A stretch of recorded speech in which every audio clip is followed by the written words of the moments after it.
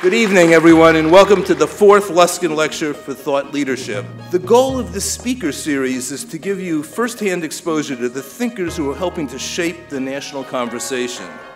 We hope that you will glean insights into their thinking and strategy to understand how our public leaders approach the challenges and controversies of our time. As mayor of the country's third largest city, Rahm Emanuel is in a unique position to share with us the relationship between the prospects for our cities and the prospects for our country. Please join me in welcoming Chicago Mayor Rahm Emanuel. You live in a period of time where you earn what you learn. High school degree no longer cuts it in the 21st century, and we have to make sure every child in the city of Chicago has an education plan that can take them where they need to go, because that's your passport in the 21st century. It has to be universal for every child.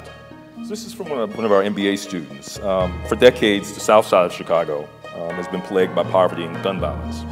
So what's driving this, and what do you do about it? Look, last year we were down 22% on shootings. It's only February, but we're down 34% this year. One is policing. It has had an impact in reducing the shootings. I think you've got to help create a positive role model system for young men. Economic opportunity in a neighborhood. You know, I firmly believe kids cannot be what they cannot see. Lastly is access to guns.